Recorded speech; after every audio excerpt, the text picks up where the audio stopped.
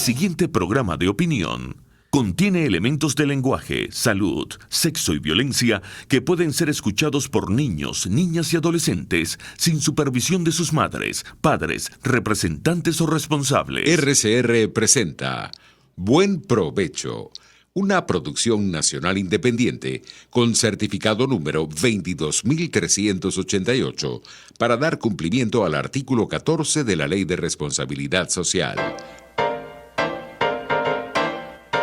A partir de este momento, los invitamos a formar parte de esta mesa donde se componen y descomponen los problemas del país.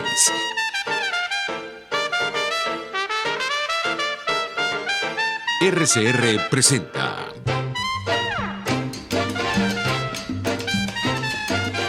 Buen Provecho.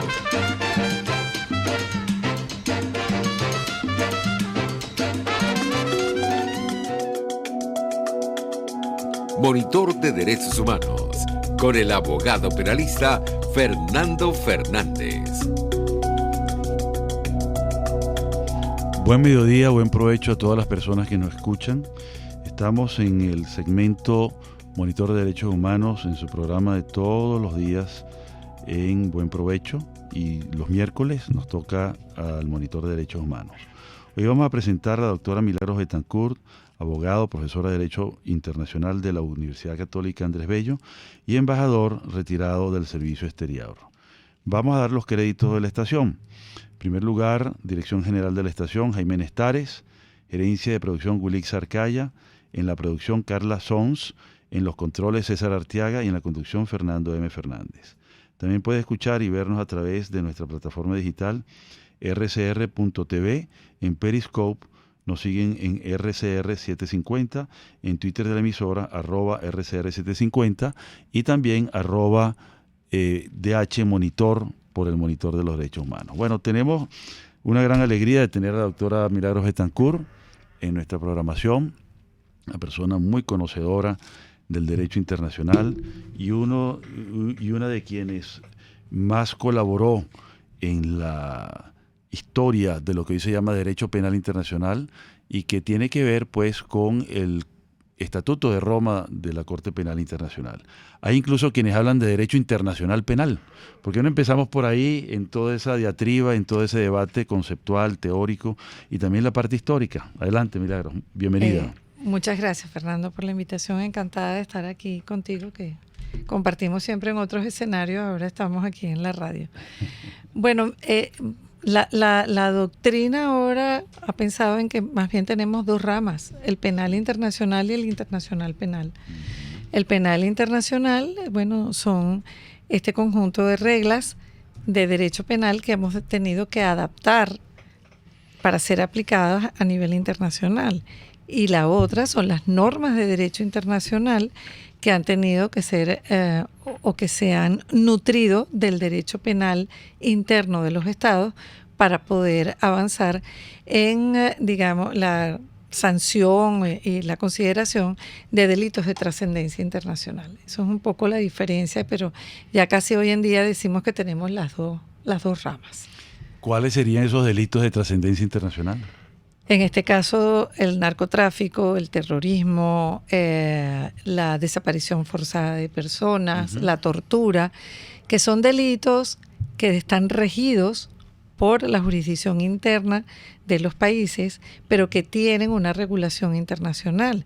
Y en consecuencia los rige el principio de o sanciono o los extradito. Correcto. De manera que los estados tienen la obligación de sancionar, de procesar y sancionar a las personas presuntamente implicadas en este tipo de delitos, de acuerdo no solo con su legislación interna, sino con la legislación internacional también, y de no hacerlo, tienen que entonces extraditarlo o entregarlo al país que los reclame. Sí, y en ese campo están también los delitos de corrupción. Correcto. La tortura como caso específico, no como crimen de lesa humanidad. Correcto. Sí. Como delito común, digamos. La esclavitud, en fin. La piratería. Claro, delito común, pero ya de trascendencia internacional porque interesa a varias jurisdicciones, ¿no? Correcto, porque se comete en un lugar, pero están involucradas otras jurisdicciones, bien sea desde el punto de vista de las personas que lo cometen o de que se haya hecho en varios territorios. Sí. digamos que empiece la planificación del delito en una parte, la ejecución en otra y el lucro quizás en otra jurisdicción. Sí. Bueno, un poco también la Convención de Palermo tiene que ver con eso. Correcto. Sí, con la delincuencia transnacional organizada, Drogas. los delitos de corrupción, la trata de personas que está regulada Sí. en esa convención, el narcotráfico desde hace mucho tiempo está regulado en la Convención de 1988 de Naciones Unidas, pero cada país tiene su propia reglamentación y su propia normativa que usualmente tiene que estar adaptada a esa normativa internacional, y por eso es que se habla de derecho penal internacional, porque comienzas con la normativa interna que debe ser adaptada a la internacional. Sí, yo recuerdo una de las primeras normas internacionales luego aplicadas en las jurisdicciones locales, tienen que ver con la falsificación de moneda. Es una convención de Ginebra de 1929. Sí, hace muchísimos años. Que es curiosísima además porque la firmó Stalin y hasta Tito y el rey de Albania. Bueno, eran los de la época. Eran de la época. Sí. Claro, porque habían creado bancos centrales y fabricaban monedas y monetizaban esas especies en sus respectivos países, pero Venezuela, por ejemplo, no figura y nunca la ha suscrito. Bueno, hay otras convenciones que son no tan sofisticadas, pero que tienen que ver con este manejo interno adaptado a lo internacional, que es la Unión Postal Universal, por ejemplo, la Convención sobre Pesos y Medidas, y todos los estados tienen que irse adaptando a eso para que podamos funcionar como una sociedad y para tener una convivencia pacífica. Todas esas normas son fundamentales. Sí, y además garantizan la estabilidad internacional y por supuesto, la integración. Pero esas dos últimas que yo recuerdo no tienen normas penales. No, pero lo que te quiero decir es la misma figura, de que okay. Tienes que adaptarte. Sí. Los estados deciden, bueno, mira, cada quien pone lo suyo, pero para poder funcionar en el mundo, esto nuestro tenemos que adaptarlo a lo que existe internacionalmente. Sí, y yo creo que eso es lo que garantiza en cierta medida pues que vayan encajando y progresando las relaciones internacionales, pero también la globalización. Obviamente. Que estuvo interrumpida durante la Guerra Fría y que ahora ha tomado un nuevo auge después del cese de la Guerra Fría, ¿no? Sí, claro, pero los avances en las comunicaciones y los avances digitales no paran a la globalización. O sea, por más que querramos tener sectores y replicar la Guerra Fría, como hay la intención de algunos, eso hoy en día es prácticamente imposible. Sí. Más bien hay una especie de fragmentación más que cuestiones multilaterales. Sí. Hasta cada individuo puede tener relaciones internacionales ahora. Bueno, el individuo hoy en día... digital, ¿no? Sí, no, y el individuo hoy en día es sujeto de derecho internacional, sí. Porque no solamente puede reclamar sus derechos o la violación de sus derechos humanos en instancias internacionales, sino que también le pueden reclamar a él la responsabilidad penal internacional. Sí, que es el nuevo avance del derecho penal internacional. Correcto. Propiamente dicho. Correcto. ¿No? Eso es así. Échanos el cuento, porque tú estuviste y fuiste testigo de primera mano en ese proceso. Testigo y actora. Así es. O podría decirse, y actriz. Bueno, representante diplomático del gobierno de Venezuela, junto con otros dos colegas muy apreciados, Víctor Rodríguez Cedeño, que era el jefe de la delegación, y Norma Monagas, compañero de Cancillería, pero que lamentablemente ya ha fallecido. Eso es una historia, te la voy a contar desde el punto de vista de Venezuela. Claro. Eso comenzó en el año 94, en la Asamblea General de las Naciones Unidas de ese año, donde la Comisión de Derecho Internacional llevó un proyecto de artículos para la creación de una Corte Penal Internacional que le había sido solicitado unos años antes por la propia Asamblea General, y para sorpresa de todos fue aprobado el que se comenzaran las negociaciones, porque realmente no se esperaba que eso pasara. Bueno, hubo mucha presión en ONGs. Sí, pero en ese momento el tema era uno más de la agenda. Claro. Y como era uno más de la agenda, pues pocos países habían hecho gestiones en ver si se aprobaba o se dejaba de aprobar. Y realmente fue una sorpresa. Y bueno, se decidió comenzar las negociaciones, se creó un grupo un comité ad hoc para eso, que comenzó en el año 95 y en el cual comenzamos a asistir, pues, el embajador Rodríguez, mi persona, que en ese momento yo era encargada de la Dirección de Tratados Internacionales, y Norma Monagas, que estaba en la misión en Nueva York. Comenzaron esas negociaciones muy tímidamente, todo era muy lento, pero para sorpresa de todos, en la Asamblea General siguiente se decide crear un comité preparatorio. ¡Sorpresa! Y es un comité preparatorio para llegar a una conferencia diplomática y aprobar. ¿Y ese comité preparatorio hace estudios, El comité preparatorio entabla relaciones con otros departamentos de la ONU? ¿Qué hace? El comité preparatorio estaba integrado por todos los países miembros, Okay. que hacíamos vida, vamos a decir así, en las Naciones Unidas y fundamentalmente en la Sexta Comisión, que es la que se encarga de los asuntos jurídicos. Okay. Ese comité preparatorio tenía un mandato específico. Era recibir la información de los estados que estuvieran interesados, de los estados miembros de Naciones Unidas, y comenzar a redactar un proyecto para llevarlo a una conferencia diplomática, que en ese momento, estamos en el año 96, no se vislumbraba cuándo pudiera ser. Pero esas negociaciones comenzaron a avanzar de una manera acelerada. Okay. Los países entendieron que era importante que tuviésemos una instancia permanente y autónoma y no que el Consejo de Seguridad siguiera creando tribunales ad hoc como el de la ex Yugoslavia y como el de Ruanda. Bueno, el comité preparatorio hizo su trabajo y en el año 97 se decide que va a haber entonces la conferencia diplomática porque ya se había avanzado muchísimo y el gobierno de Italia ofrece la sede.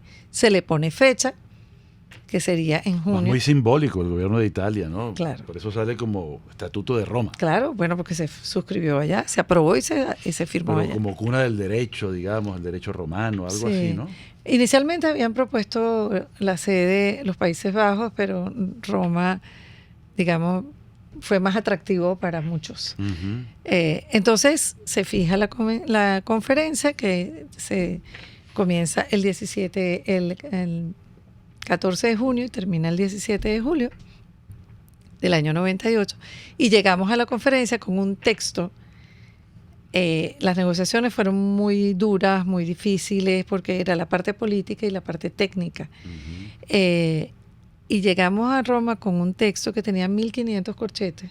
Caramba. Corchetes quiere decir que no había acuerdo. comentarios. No, que no había acuerdo sobre esas frases, palabras o comas o puntos o interrogaciones o términos. 1.500 corchetes. O sea, casi que había que volver a empezar. Allá estuvimos en Roma. Siempre en Venezuela, debo decir, fuimos siempre la misma delegación. Y yo creo que eso tiene un mérito importante porque hicimos el seguimiento. Después, en la conferencia sí nos acompañaron personas asistió un funcionario del Ministerio de Justicia, asistió el embajador en Naciones Unidas, que en ese momento era Ramón Escobar, asistió el embajador en Roma, que era Pedro Paul Bello. Allí estuvimos, pero la delegación técnica que la dirigía y la encabezaba el embajador Víctor Rodríguez Cedeño, pues allí estuvimos nosotros tres durante 6 semanas haciendo ese trabajo. Y Venezuela tuvo realmente una participación muy importante. Te cito 2 que vale la pena mencionar y que está mencionado en muchos libros que han escrito sobre el Estatuto de Roma. 1, Venezuela formó parte del comité de redacción. El comité de redacción es al que llegan los textos que se van aprobando para ponerlo en los 6 idiomas oficiales y que coincidan en los 6 idiomas. Vaya, misma, que la traducción sea incólume. Exacta. Y son 2 representantes a título personal por cada idioma. En el caso del idioma español es uno de España siempre y uno de América Latina. Y el de América Latina fue el embajador Víctor Rodríguez Cedeño.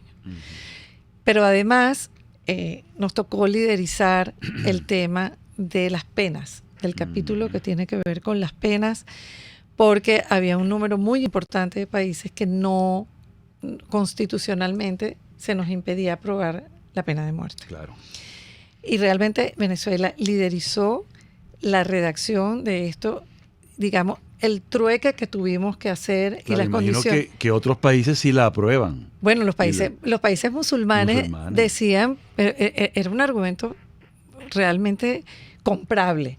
O sea, si nosotros le cortamos la mano a la gente porque roben, explíqueme cómo que por un genocidio no podemos imponer la pena de muerte. Ellos se basan en la ley del talión de Hammurabi. Es correcto. Sí. Pero entonces logramos eliminar la pena de muerte, pero no la cadena perpetua. ¿Qué hacíamos con eso? Que también un montón de países de Europa y de América teníamos impedimento constitucional. Lo que se logró fue condicionar el establecimiento de la cadena perpetua. A una revisión. No, a dos condiciones fundamentales. Una, las condiciones personales del individuo. No es lo mismo imponer cadena perpetua a una persona que tiene 19 años a una que tiene 78. Sí. Vamos a estar claro. Y la otra, la gravedad de los hechos. Entonces, la Corte tiene la obligación para imponerla, pero además está obligada la Corte a los 25 años a revisarla. Sí. Y la revisión es de oficio, nadie se la tiene que pedir. La Corte tiene que imponerla con miras a que se reduzca a 30 años, que es la pena máxima. Entonces, eso fue un trabajo de horas, toda una noche, que además correspondió con el 5 de julio. Sí, qué bueno. Era el 5 de julio, a la cual entonces los delegados de Venezuela no pudimos asistir a la embajada a la celebración del 5 de julio, porque pasamos toda la noche negociando. Yo creo que eso es un logro muy importante y un aporte de Venezuela, claro, que como digo, pues aparece reflejado en mucha de la doctrina que se ha escrito sobre el particular. Y debió ser muy difícil conciliar eso, habida cuenta de la posición de los países musulmanes, ¿no? Y es los Estados Unidos, por ejemplo. Los Estados Unidos que sí participaba activamente en ese entonces. No, claro. Siempre. Y además presidieron dos grupos de trabajo. O sea, que siempre colaboró y debió ser parte también de muchos textos redactados. ¿Cómo no? Los Estados Unidos. Vamos a ir al corte y regresamos entonces un poquito más adelante de la historia para ver la situación de Venezuela y las cosas que se están tramitando ante la Fiscalía, ante la Corte Penal Internacional. Bueno. Perfecto. Usted escucha Buen Provecho por rcr.tv, la radio que se ve. Sintonícenos a través de Periscope, @RCR750, la radio que se ve. Si quieres disfrutar de la exquisita gastronomía nacional o internacional, acércate a Bueno Restaurant y date un gustazo. Bueno Restaurant es el más visitado por los comensales de Caracas, interior y exterior de Venezuela. Disfruta de la buena mesa en la 6ª Avenida de Altamira entre 3ª y 5ª Transversal. Bueno Restaurant, deleita tu paladar. RCR 750 AM. Porque lo bueno une.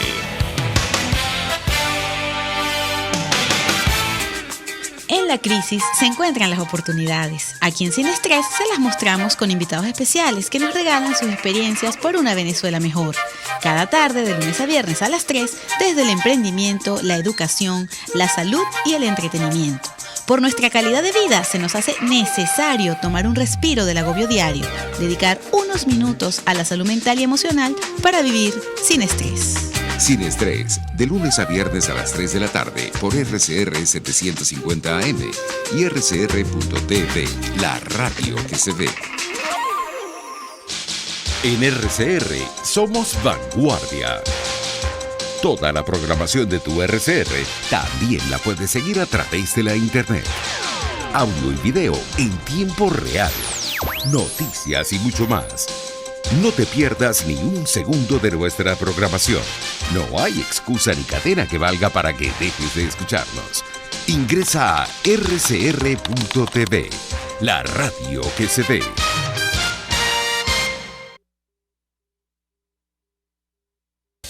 Los grandes temas se debaten en la mesa. Buen provecho por rcr.tv, la radio que se ve. Y síganos en Twitter, @RCR750. Volvemos entonces a nuestro segundo segmento con la doctora Milagros Betancourt, profesora de Derecho Internacional Público y también embajadora, quien tuvo en sus manos el gran privilegio de estar en la discusión del Estatuto de Roma de la Corte Penal Internacional. Y quedamos en que en este segmento empezaríamos a hablar un poco de la situación de Venezuela, que está bajo estudio de la fiscal ante la Corte Penal Internacional. ¿Qué nos puedes decir de este análisis preliminar y, digamos, un poco introducir el tema, cómo empezó, por dónde vamos? Adelante. Bueno, fíjate, la Corte Penal Internacional examina son las situaciones. Correcto. Claro, digamos, no casos, sino situaciones. Exacto. En el lenguaje coloquial uno habla de casos, de denuncias, de demandas, pero realmente lo que hay es que a la Corte Penal se remiten situaciones, la situación de un país, de un determinado país, y esa situación la fiscal la analiza y va a determinar si de los hechos que hayan ocurrido, alguno de esos hechos puede constituir un delito o un crimen de competencia de la Corte, que como sabemos son 4: el genocidio, los crímenes de lesa humanidad, los crímenes de guerra y el crimen de agresión. Correcto.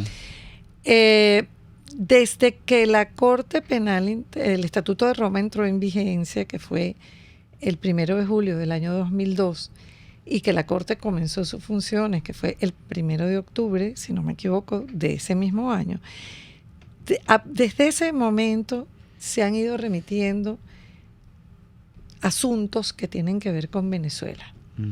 Asuntos que tienen que ver con denuncias, y lo pongo entre comillas, denunciaron en su momento a Chávez, Bernal, José Vicente Rangel, todas las autoridades que estaban. Claro, porque el término utilizado por el Estatuto son comunicaciones. Comunicaciones. Pero bueno, utilizamos el lenguaje coloquial. Empezaron muchas ONG, creo que una de las primeras fue el Foro Penal, en el año 2003, con motivo de los acontecimientos del 2002 y el 11 de abril y todo esto.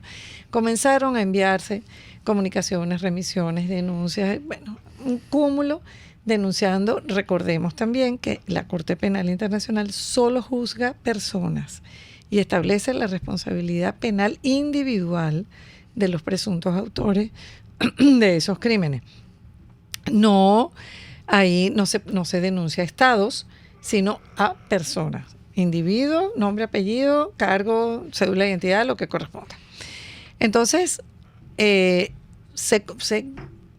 fiscal de la Corte Penal Internacional, que es el que tiene el monopolio de la acción penal y que es a quien corresponde analizar de manera inicial toda la remisión que se le haga de una situación, el fiscal de ese momento, que era Luis Moreno Campo, abrió un examen preliminar. Ese análisis inicial que se hace se le conoce como examen preliminar, y así está contenido en el Estatuto de Roma, que es el que va a determinar primero si efectivamente se han cometido crímenes competencia de la Corte, segundo si esos hechos ocurridos constituyen alguno de esos crímenes, tercero si hay responsabilidad de alguno de las personas que se remiten, y cuarto, si la Corte tiene competencia, y cuarto, el interés de la justicia. Si efectivamente iniciar una investigación o abrir un proceso, eso redunda en el interés de la justicia. ¿Y por qué está eso allí del interés de la justicia? Porque la jurisdicción de la Corte Penal es complementaria de las cortes, de los tribunales internos.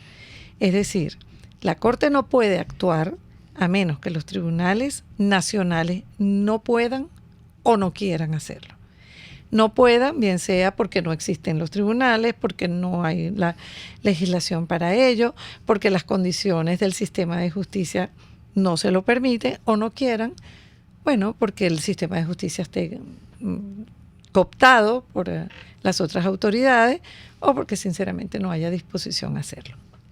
Hasta que eso no suceda y no se determine, que es lo que se llama el principio de la complementariedad, la Corte no puede entrar a conocer de ningún caso. Y eso es lo que va a determinar el fiscal en ese examen preliminar, entre otras cosas. Ese primer examen preliminar, sobre todo lo que se había remitido, porque fueron montones de personas y de instituciones que denunciaron en ese tiempo a Chávez y a las autoridades que lo acompañaban, fue desechado en el año 2006 por el entonces fiscal Luis Moreno Ocampo, pero debemos recordar que dijo que si se producían nuevos elementos, podía ser reabierto.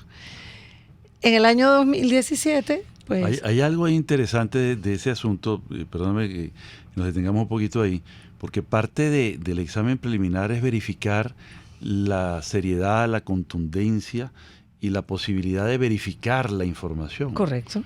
Entonces eso requiere que esas comunicaciones tengan un cierto rigor técnico y que sobre todo en alguna medida aporten cosas que no vayan a ser luego consideradas como fake news. Correcto. O exageraciones o minimizaciones, en fin, cosas que... Porque recuerdo que Moreno Ocampo decía que había recibido 12 comunicaciones. Sí, claro, es que... Y no le parecieron que tenían... No le pareció que tuvieran... sí, elementos suficientes. Elementos suficientes para verificar. Hay crímenes y hay responsables. Así es. La competencia material y la personal no estuvieron claros para él. Pues aparentemente no. Pero... Porque es que hay un tema ahí de la parte procesal muy delicado, porque él no tiene inmediación y no tiene capacidad de verificar porque no hay un caso todavía. Es que ahí es donde vamos. Que esto entonces es la información disponible, y además, lo que le llegue. Y es una cuestión material y administrativa, si se pone a ver, porque todavía mientras no se abra la investigación no se inicia el proceso. Claro.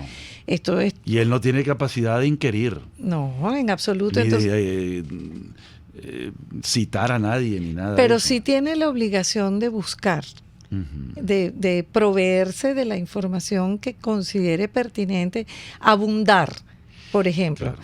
Porque si él 5 comunicaciones que le llegan tienen elementos comunes, caramba, vamos a pero meterle ¿cómo? la Si lupa. No puede trasladarse, por ejemplo. Bueno, pero puedes buscar por vía electrónica. Pero a ver, hablábamos al principio de la globalización y el mundo digital. Hoy en día, en tiempo real, nos enteramos de las cosas. No, yo he visto que ellos tienen una tecnología muy avanzada en la parte digital. Incluso lo utilizan mucho. Tecnología de punta para poder verificar información que les llega. Claro. Ahora, fíjate, también tenemos que tomar en cuenta 2 cosas. Pero muchas veces pueden pervertirse y contaminarse las pruebas. Yo no lo dudo. Que en ese momento no son pruebas. Bueno, son elementos de juicio. Deben tener seriedad. Claro. Deben ser serios. Pero también tenemos que considerar una cosa. En el año 2006 la Corte estaba empezando a funcionar. Tenía 3 años funcionando. Eso es lo primero. Segundo, no habían unas reglas como para conducir el examen preliminar. Porque eso no está ni en el estatuto ni en las reglas de procedimiento y prueba, que es el documento complementario. Entonces, la fiscal que vino después de Moreno Ocampo fue la que estableció los lineamientos de cómo conducir un examen preliminar. Y creo que... Sí, formuló una política. Una política y creo... No, es verdad. Y creo y creó 4 etapas ahí. Y le ha dado bastante más seriedad y lo puede hacer, digamos que con más propiedad. Sí, creó un procedimiento. Eso es sí, cierto. Y entonces, bueno, obviamente, ahorita en este examen preliminar, porque llegamos al año 17, donde después de todas las protestas del 14, de los años 2014 y los años 2017, que no hace falta entrar aquí en las consecuencias que tuvieron esas protestas. No es la idea. Pero toda esa información fue remitida por distintas organizaciones no gubernamentales y por individuos a, en este caso, la nueva fiscal, que fue quien sucedió en el cargo. 110 comunicaciones para 2018. Correcto. Entonces, en mi opinión, ella se vio muy presionada frente a la opinión pública.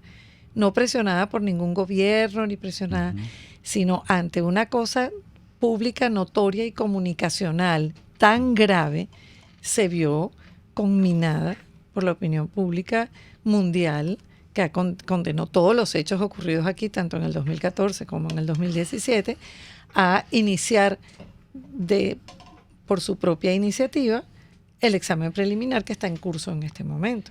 Claro, a eso se suma que entonces el año pasado en la OEA por también iniciativa del secretario general Luis Almagro, que creó un grupo de trabajo para determinar si aquí en Venezuela se habían cometido crímenes de lesa humanidad, o sea, si de los hechos de estas protestas, pero fundamentalmente del 17, porque casi todo está concentrado en el 17. Y entonces 6 países, 6 estados miembros de la DEA decidieron hacer suyo el resultado del informe del grupo de trabajo. Es un informe de casi 500 páginas. Sí, muy fuerte. Sí, fuerte. Lo remitieron ya formalmente como estados partes en su derecho de pedir. Sí, tienen esa capacidad expresa. Sí. De pedir que se analicen estos hechos. Que son estados además que participan en la Asamblea de Estados Partes. Claro, pues son parte del Estatuto. Son muy activos.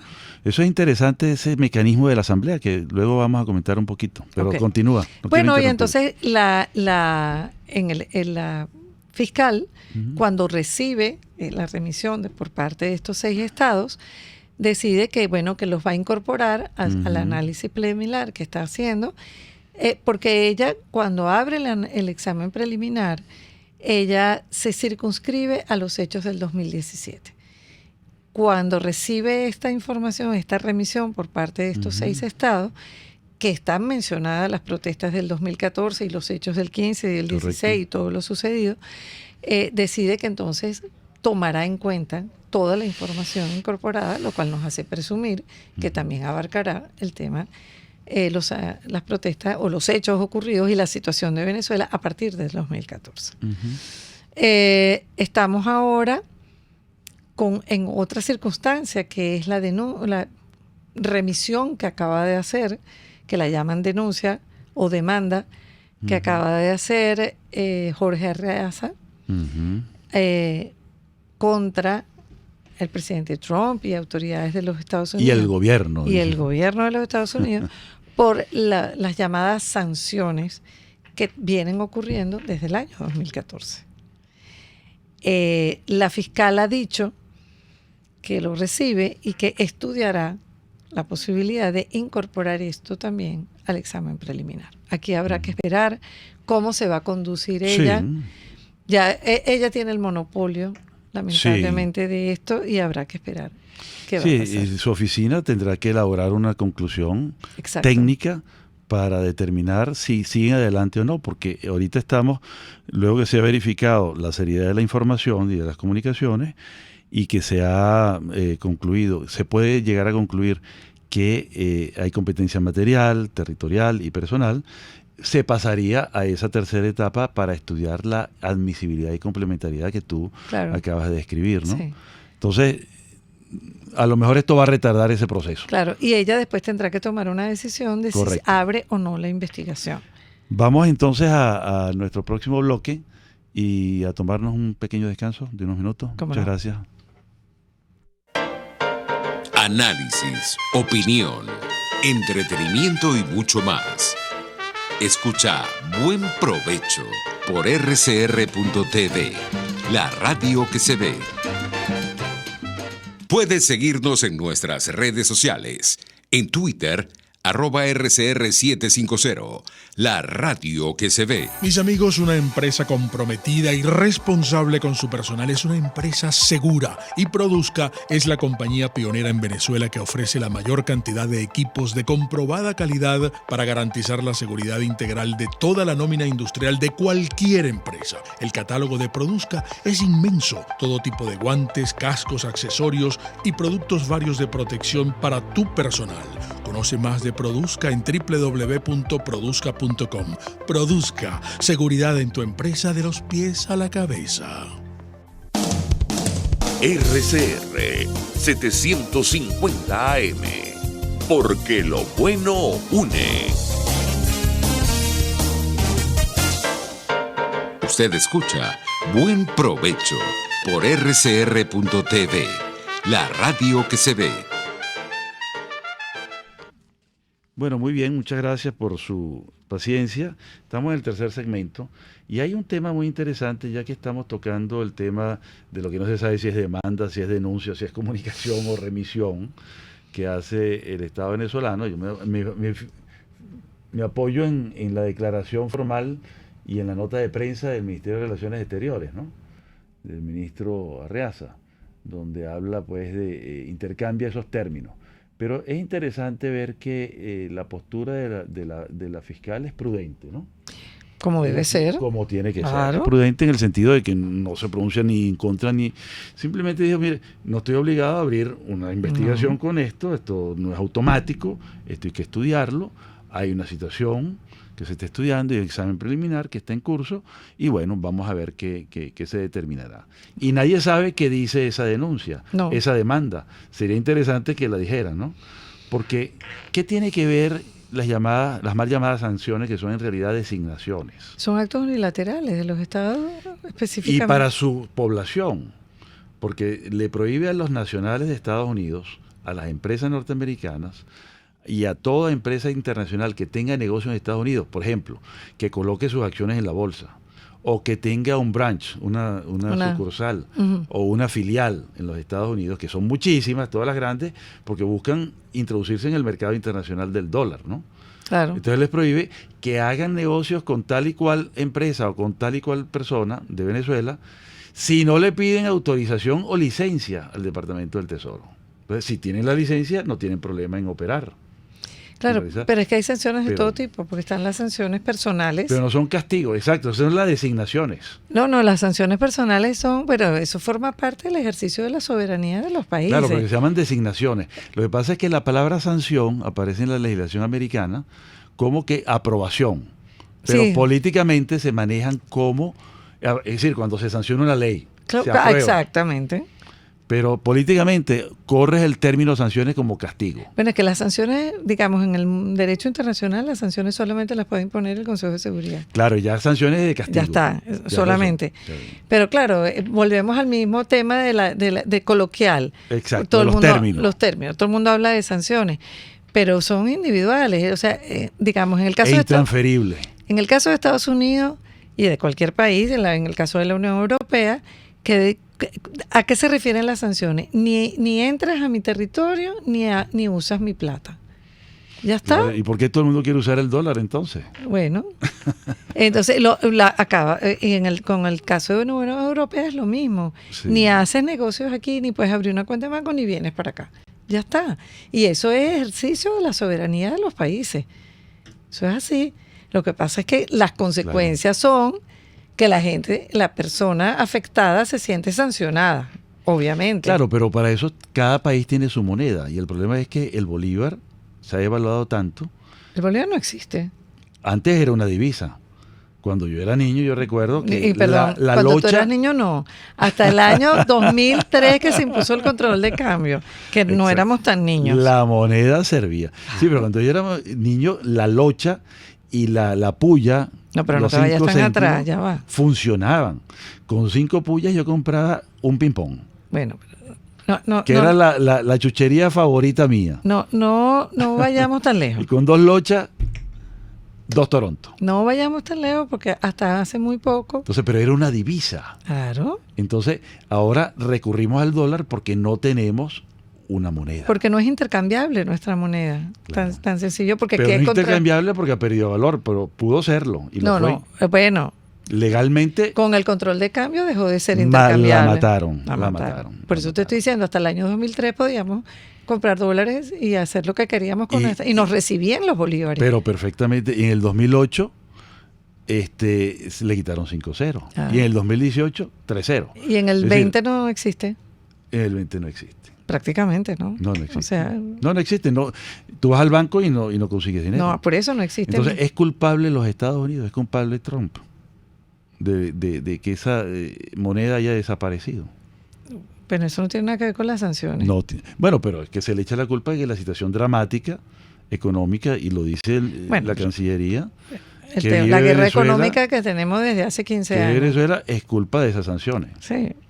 Bueno. Pero tú has datado 2003, que me parece muy importante. Nace el control de cambio, claro, y empieza la agonía. La agonía. De esa moneda y de la situación que fue empeorando progresivamente hasta un nivel de deterioro extremo. Pero que generó una ficción que era Cadivi. Claro. Donde la gente compraba, iba de viaje, $5,000, ponían los bolívares que no eran nada en ese momento. O sea, eso fue todo un espejismo y una ficción que terminó destruyendo toda la economía. Yo no soy economista ni Claro. experta en el tema, pero soy un ciudadano venezolano que sufre la agonía de Los estragos de una no- catástrofe sin catástrofe. No, pero es que además no hay efectivo, nadie te recibe los bolívares, es un tema. Sí, es un temazo y yo creo que, bueno, ya que citamos el 2003, 2008, 2018, pues evidentemente 2003 y 2008 son muy anteriores a las mal llamadas sanciones del gobierno americano. Pues. Pero muchas de Entonces las... eso se puede reconstruir, eso pero- está perfectamente datado y fijado históricamente. Pues, Pero ¿no? hay algunas sanciones que comenzaron ya desde el 2012. Claro, y el 2014 con la ley famosa de la época de Obama, que es una ley que tiene que ver con la situación de amenaza Sí, extraordinaria está- inusual, Así es. que es una categoría jurídica de la legislación americana, Sí, cómo no. que no implica situación bélica ni nada, sino un tema agudo que está amenazando De lo que a la yo- economía, ¿no? Una especie de previsión. De previsión. Sí. Que Venezuela lamentablemente no tiene ningún tipo de medidas de esa naturaleza y poco a poco el deterioro fue cundiendo hasta eso que llaman situación de emergencia Sí, humanitaria compleja, que es como tener una guerra pero sin guerra, que es como tener una catástrofe sin catástrofe. No, claro, son las consecuencias de una guerra sin guerra y las consecuencias de una catástrofe natural sin Los sí. estragos. Estamos peor. Aquí parece que hubiéramos pasado de nuevo el deslave del 99. A nivel nacional, Exacto, sí, a todo nivel. sí.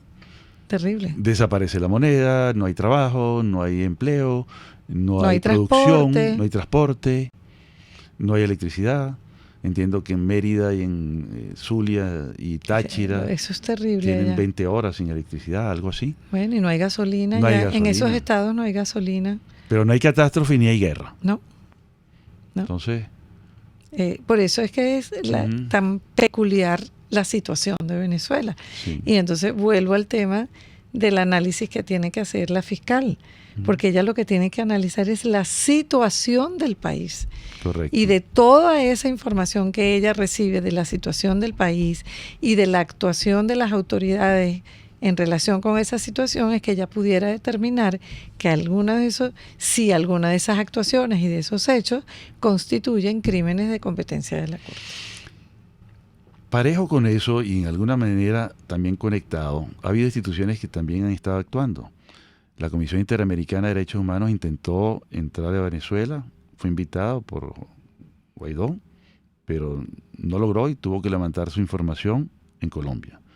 El Consejo de Derechos Humanos nombró 2 comisiones, una de investigación de los hechos y otra que solicitada por Irán, que también viene y que fue designada, pues, ¿no? Sí. Entonces, ¿qué aporte podría tener eso para el derecho penal internacional? Bueno, a ver, es que en la Corte, ni el Consejo de Derechos Humanos ni la Comisión Interamericana aplican el derecho penal internacional. Ellos se ocupan de otra rama del derecho internacional, que es el derecho de los derechos humanos. Pero generan contenidos. Claro, lo que puede pasar Ujú. es que haya violación de derechos humanos que por la naturaleza puedan constituir crímenes internacionales.